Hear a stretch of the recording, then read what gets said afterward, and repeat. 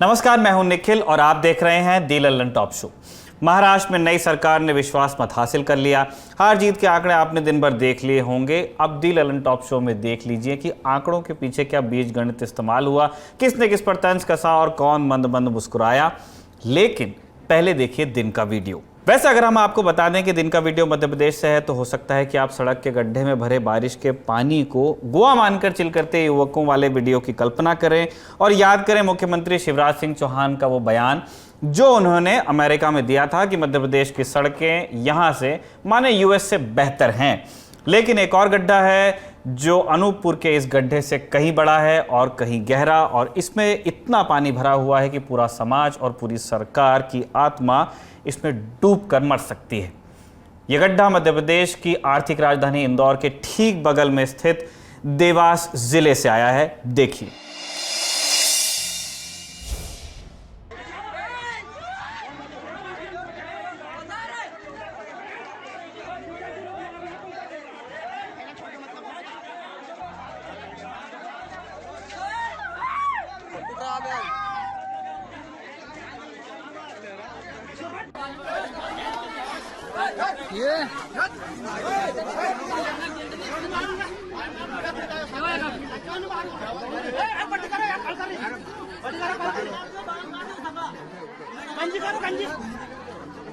एक महिला के कंधों पर एक आदमी सवार है। बोझ से महिला का बदन झुका जा रहा है, लेकिन उसे चलने पर मजबूर किया जा रहा है। उसका पूरे गांव में जुलूस निकाला जा रहा है।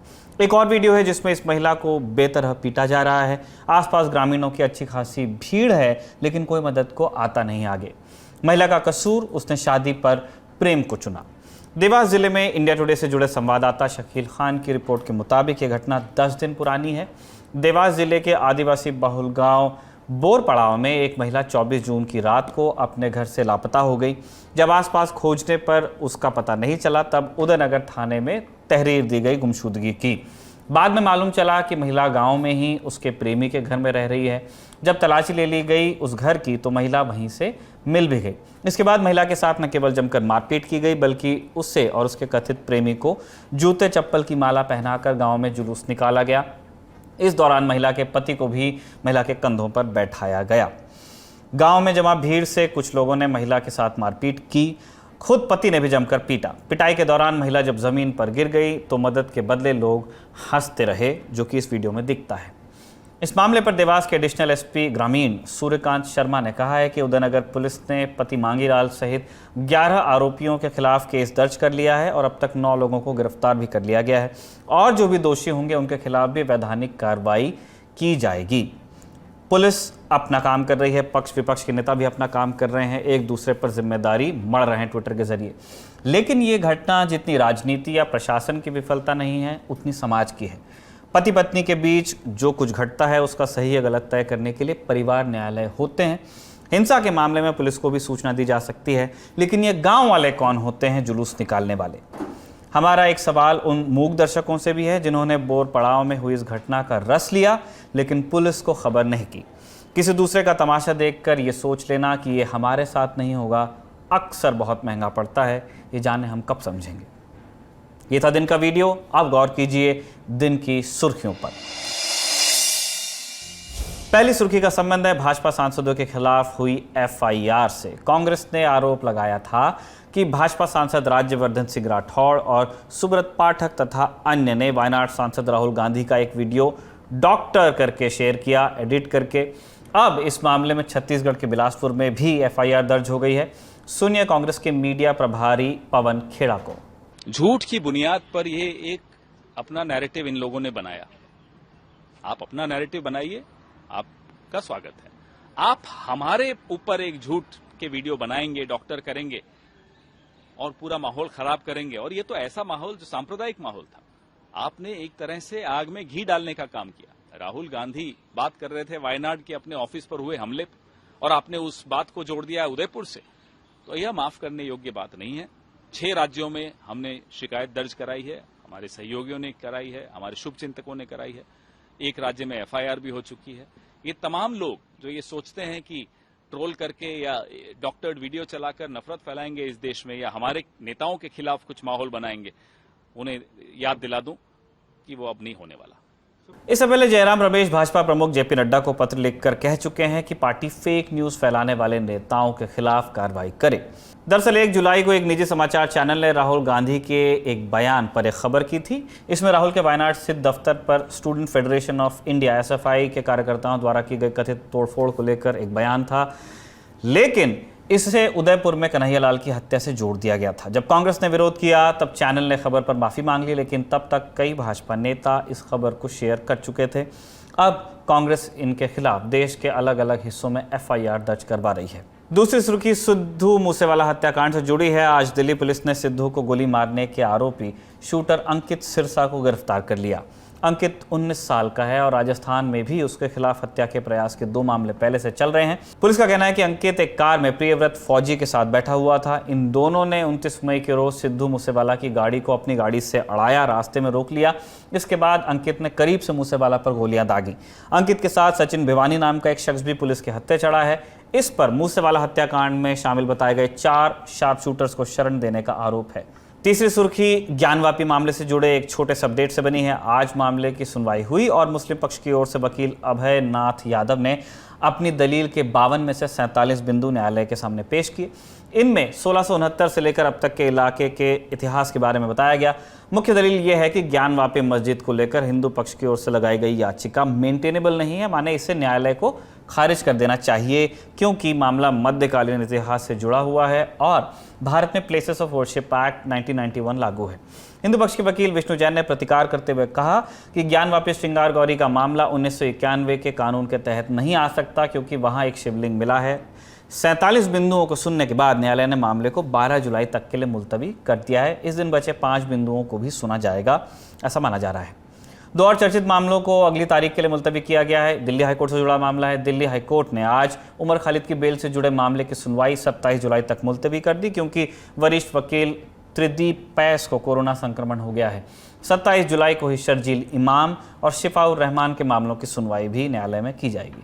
चौथी सुर्खी का संबंध है प्रधानमंत्री नरेंद्र मोदी से। आज उन्होंने आंध्र प्रदेश के विजयवाड़ा में स्वतंत्रता सेनानी अल्लूरी सीताराम राजू की प्रतिमा का अनावरण किया।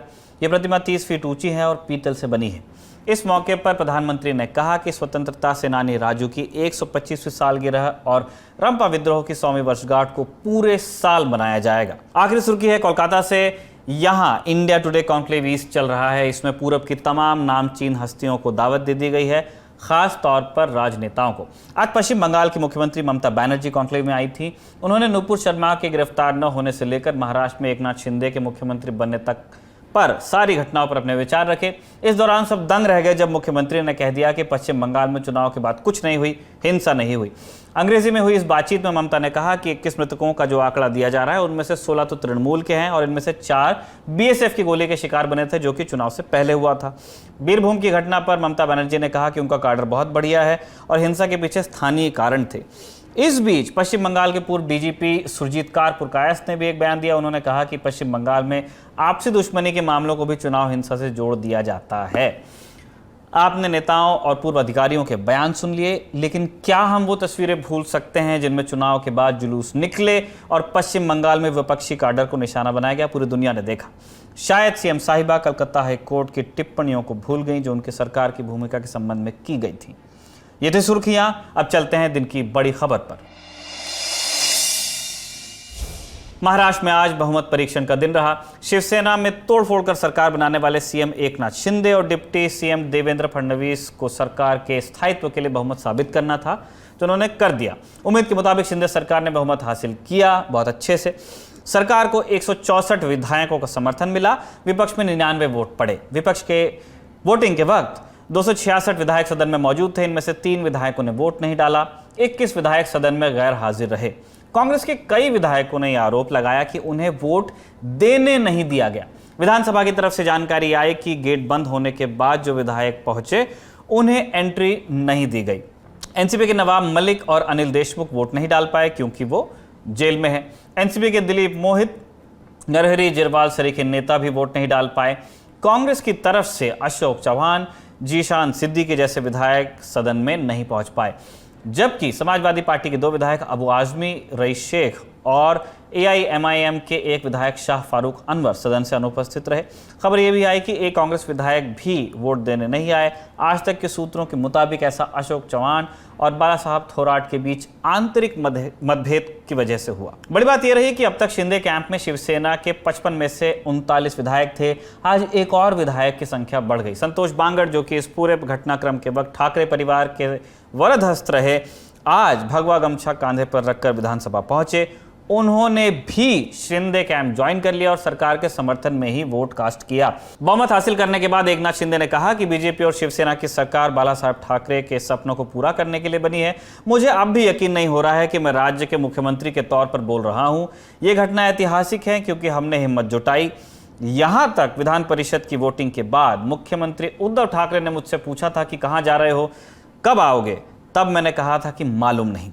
उन्होंने हमारे घरों पर पत्थर फेंकने का भी आदेश दिया, मगर आप लोगों को बता देना चाहता हूं, एकनाथ शिंदे के घर पर पत्थर फेंकने वाला कोई पैदा नहीं हुआ।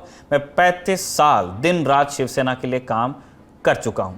ये सारी बातें मराठी में थी, हमने आपको हिंदी अनुवाद बताया।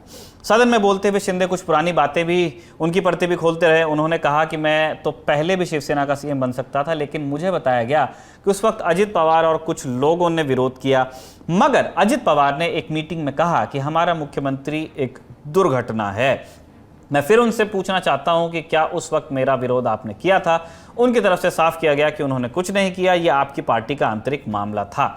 इसके आगे बोलते हुए सीएम शिंदे ने कहा कि संभाजी नगर का नामकरण, अपने मंत्रियों से सावरकर दाऊद कनेक्शन पर हम बात नहीं कर सके। हम इस तरह कितनी देर तक चुप बैठ सकते थे? वोटिंग के दौरान विपक्ष की तरफ से ईडी के नारे लगाए गए। इस पर डिप्टी सीएम देवेंद्र फडणवीस ने जवाब देते हुए कहा कि हाँ, महाराष्ट्र में ईडी की ही सरकार बनी है। उन्होंने ई को एकनाथ शिंदे और डी को देवेंद्र फडणवीस बता दिया। देवेंद्र फडणवीस ये भी बोले कि मैंने कहा था कि मैं वापस आऊंगा, लेकिन जब मैंने ऐसा कहा तो कई लोगों ने मेरा मजाक उड़ा दिया। मैं आज वापस आया हूं और एकनाथ शिंदे को अपने साथ लाया हूं। मैं उन लोगों से बदला नहीं लूंगा जिन्होंने मेरा मजाक उड़ाया। मेरा उतरता पानी देख मेरे किनारे पर घर मत बना लेना, मैं समंदर हूं, लौट कर आऊंगा। सुनिए और क्या क्या कहा देवेंद्र फडणवीस ने। जेव्हा महाविकास आघाडीचं सरकार आलं त्यावेळीच मी सांगत होतो की हे सरकार अनैसर्गिक आहे, हे सरकार टिकणार नाही। माझी खूप टिंगलटवाळी झाली। मी एक कविता म्हटली होती, मी पुन्हा येईन।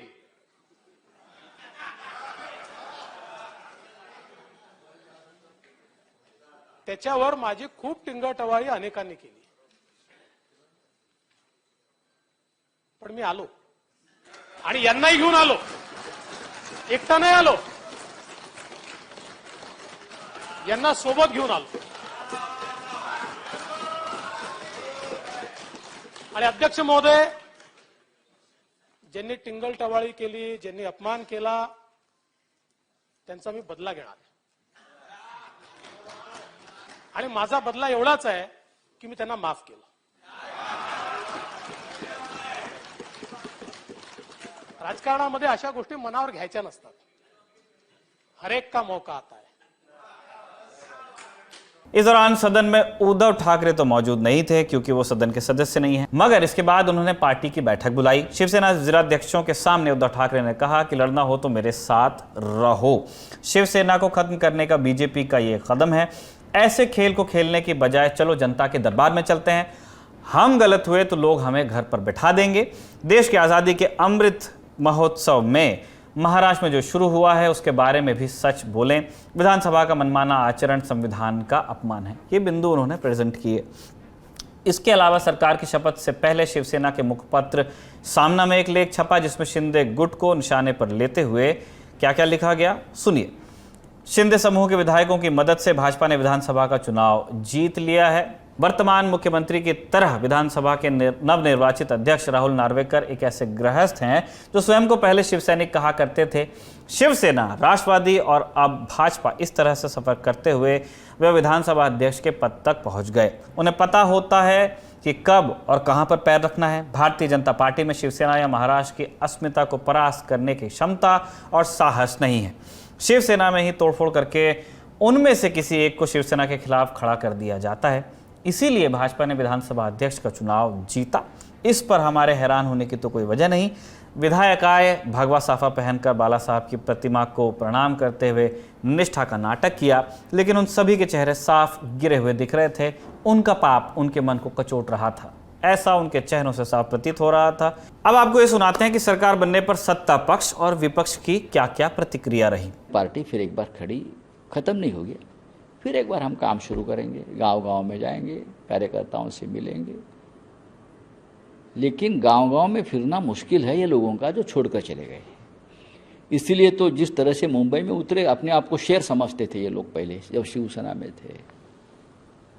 हम शेर है शिवसेना के, लेकिन कसाब को भी इतनी सिक्योरिटी कभी नहीं थी। उतनी सिक्योरिटी देकर लगभग आर्मी को ही बुलाया था मुंबई में उनकी सुरक्षा के लिए। जब मुंबई में उतरे, जब गुवाहाटी में थे, आपने देखा होगा किस तरह से घेराबंदी की थी।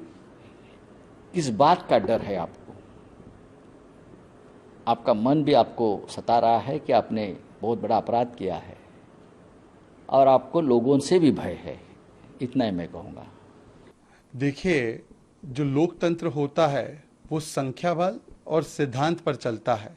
आज सवाल ये है कि 55 सदस्यों में से, 55 विधायकों में से कम 39 या 40 विधायक एकनाथ शिंदे जी के साथ है, तो असली शिवसेना तो एकनाथ शिंदे जी के साथ है। और इसीलिए उनके जो नेता है भरत गोगावले, वो विप जारी कर सकते हैं। वो नेता है शिवसेना की लेजिस्लेटिव पार्टी के, उन्होंने विप जारी की। और अगर उनके विप का पालन नहीं होता है तो वो डिस्क्वालिफिकेशन के लिए याचिका लगा सकते हैं, जो कि लगाई गई है और जिसके ऊपर याचिका के ऊपर स्पीकर ने नोटिस भेजी है जो अन्य विधायक है उद्धव ठाकरे जी के साथ। तो मुझे लगता है कि जो बड़ा दल होता है, जिसके पास संख्या होती है और सिद्धांत होता है, वही असली लेजिस्लेचर पार्टी होता है, ना कि वो जिनके पास संख्या ना हो।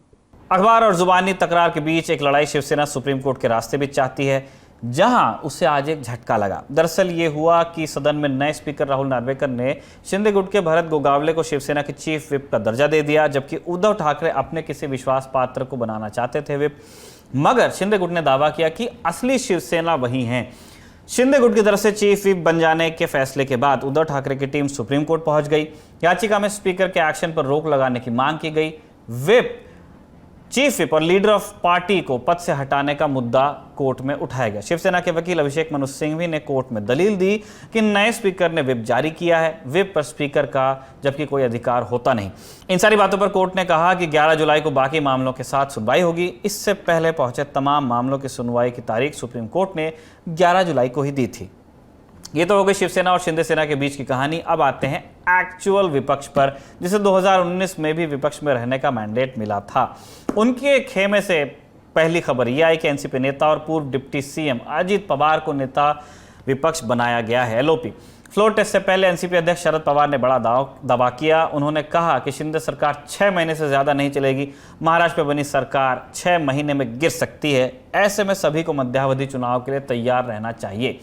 बड़ी बात यह है कि ऐसा कोई बयान शरद पवार की तरफ से सार्वजनिक रूप से नहीं आया, बल्कि उनके हवाले से एनसीपी के एक विधायक ने यह दावा किया। आज तक में छपी खबर के मुताबिक वो बोले कि पवार ने कहा कि शिंदे के साथ जो बागी विधायक हैं उनमें बहुत से मौजूदा व्यवस्था से खुश नहीं है। जैसे ही मंत्रालय बांटे जाएंगे तो सब बाहर आ जाएंगे। इसका नतीजा यही होगा कि सरकार गिर जाएगी। विधायक के मुताबिक शरद पवार ने कहा कि हमारे पास ज्यादा से ज्यादा 6 महीने हैं। ऐसे में एनसीपी विधायक अपने विधानसभा क्षेत्र में ज्यादा से ज्यादा वक्त गुजारें। इस पर कांग्रेस की तरफ से भी प्रतिक्रिया आई। संजय निरुपम ने ट्वीट करके लिखा कि शरद पवार ने सही भविष्यवाणी की है। महाराष्ट्र की नई सरकार की आयु बहुत छोटी हो सकती है, खासकर जब छोटी पार्टी को गठबंधन में सत्ता का बड़ा हिस्सा मिल जाए तो बड़ी पार्टी सतत असहज रहती है। यही असहजता सरकार को स्थिर नहीं रहने देगी। जब उद्धव ठाकरे की सरकार बनी थी तब बीजेपी की तरफ से यही कहा गया था कि यह सरकार चलेगी नहीं। तब संजय राउत दावा करते थे कि यह सरकार 5 नहीं 50 साल चलेगी, जबकि हम जानते हैं, हम सब ने देखा कि मात्र 2.5 साल में सरकार गिर गई। अब ठीक वैसे ही दावे और भविष्यवाणी इस नई सरकार के लिए विपक्षियों की तरफ से किए जा रहे हैं। ऐसे में सरकार कितने दिन चलेगी ये अभी से बताना मुश्किल है। ऐसी भविष्यवाणी करने का रिस्क या तो नेता ले सकते हैं या तो ज्योतिषी। आज के शो में बस इतना ही। अपना और अपनों का ख्याल रखिए। कल आपसे फिर मुलाकात होगी। तब तक के लिए दीजिए विदा। शुक्रिया। शुभ रात्रि।